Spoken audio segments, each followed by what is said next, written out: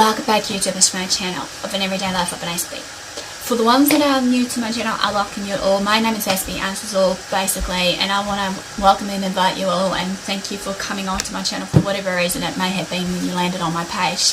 If you don't know me, as you know, I'm AspieAnswersAll, and I've been creating some mental health awareness series videos versus my everyday vlogging of my life story with AS, depression, OCD, just to create a mental health awareness basically on how it works with me, and maybe many others may be able to relate or not. But then again, as we know, everyone's different and how they go about dealing with their everyday lifestyle of what they may be suffering from of these mental health illnesses.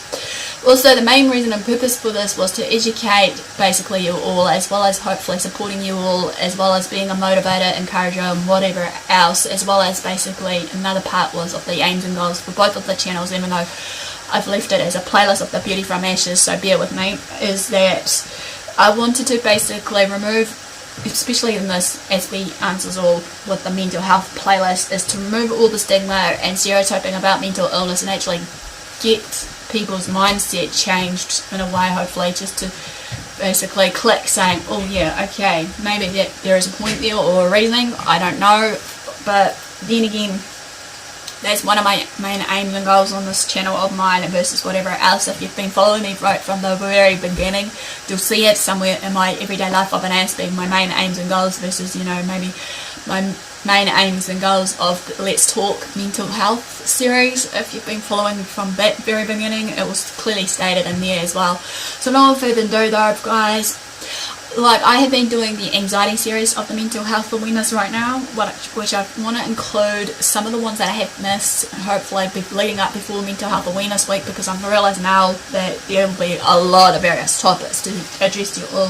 So hopefully bear with me. Some of it might have a bit of my life story in there as well, of how I deal with it, as well as terms of encouragement and support. So basically at the moment I'm up to the PTSD series of the anxiety, which, if you've been following me from the very beginning, as I said, basically many of them will be broken down into segments, so that's easier to follow right through. Hopefully, if you need some tips and advice along the way, there will be some there, as well as some everyday bits and pieces that I felt to address right now. So in all further ado though, guys, basically at this point of time I've decided to basically, as I said, share this as an awareness. So this one is obviously, as I've made a mistake on the title of the last one of the part 8, this is actually the ones of the 10 misconceptions about PTSD.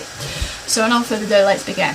As we know, basically, because of PTSD and other mental health disorders, illnesses, PTSD isn't fully understood by a lot of people, as well as the most common one, the clinical professionals that are in that field. However, that deals with, patients that suffers from this form of mental illness and many others, hence why there needs to be more research and understanding, as well as many other different things that needs to get involved and touch base on. So here today I'm sharing the 10 most common misconceptions that I can think of right now that maybe are common and has been disapproved by the medical professionals, as well as the ones that lives with this kind of mental health disorder illness. So before I begin though, of these 10, put a disclaimer out, I know medical expert myself, I'm just a normal everyday woman that suffers from basically mental health disorders, illnesses and the like of what I've shared so far.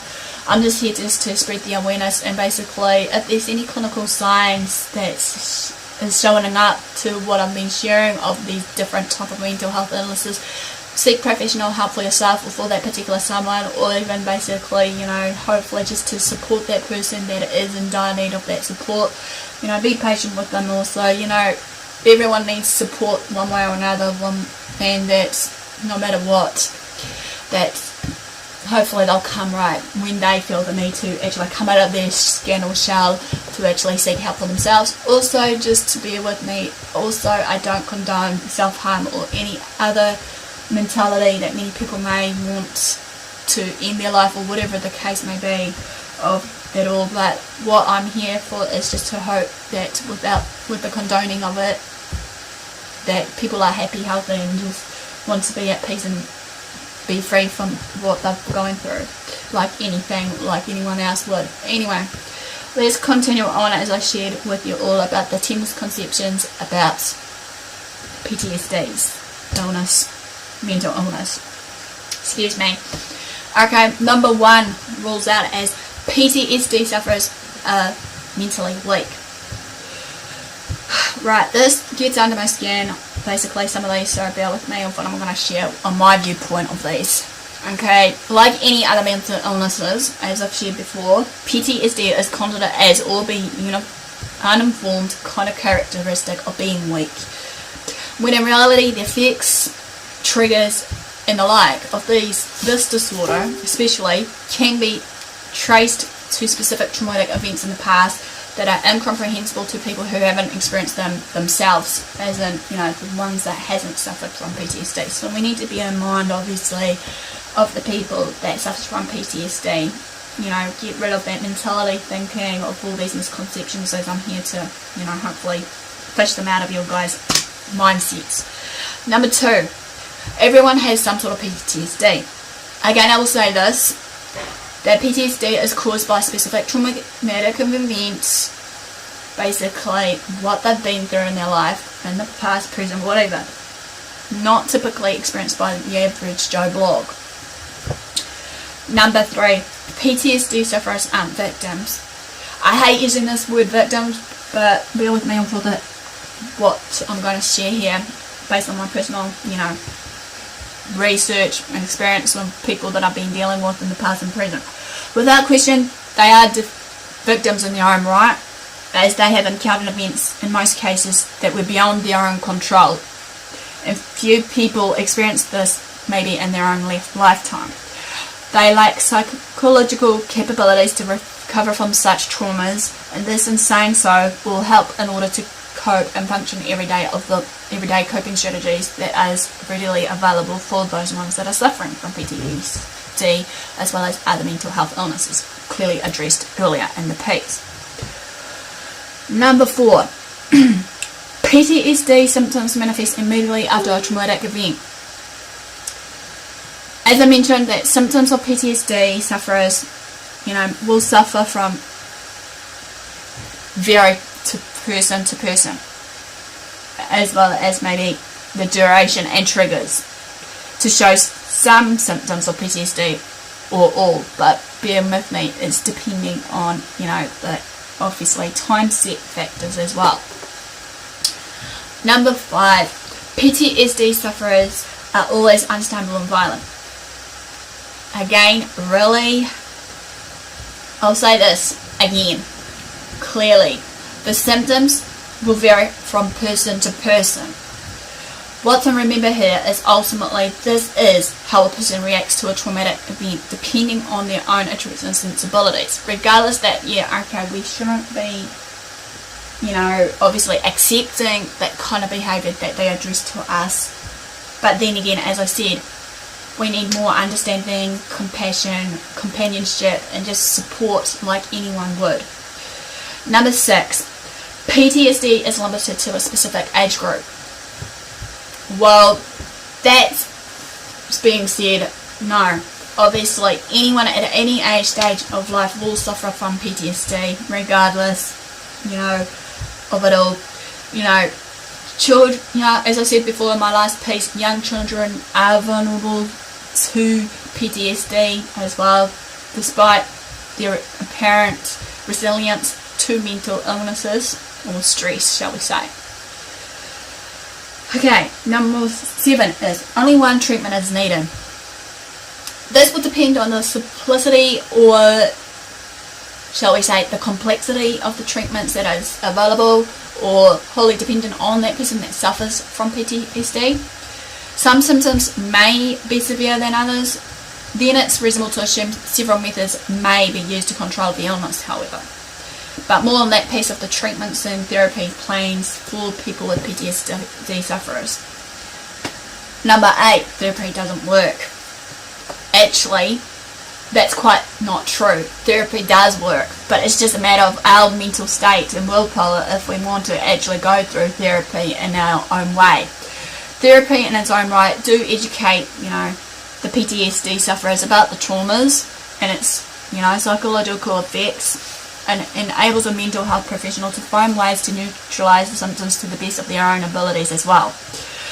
As I was saying briefly here, cognitive behaviour therapy, or CBT, enables that patient to face and control their fears. Okay, I'm going to be sharing more on this on the treatment and therapy, but bear with me. Cognitive restructuring, however, helps the patient realistically evaluate the bad memories and deal with them in a healthy manner. Stress inoculation training teaches the patient to reduce anxiety and thus the PTSD symptoms that follows.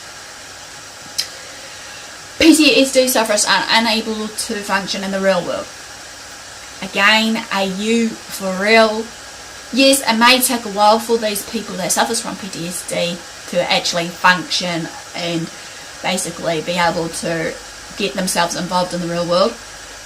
But again, by taking the aforementioned measures and remaining committed to that treatment of treating their problem that persisted in the PTSD, they can fulfill their duties in normal everyday lives, basically, if they were working or keeping themselves busy maybe. But as I said previously, as mentioned, that medication and therapy can help make it through their everyday life of their everyday struggles, regardless what it may be.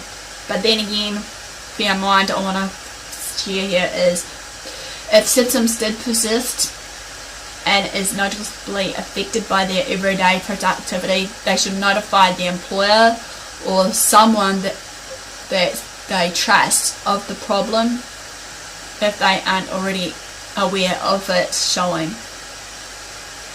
But you've got to remember, everyone with mental health disorders or health problems, illnesses, whatever you want me to label it as, of this, is that they are afforded to have the same rights as anyone else, basically. They're still humans, they still make mistakes like anyone else, shall we say, as well. Last but not least, of the misconceptions I want to bring out is recovery is impossible. Dealing with PTSD for many people may seem like an unwinnable battle, but with the proper commitment it can be defeated, as well as having the right people to support them through this.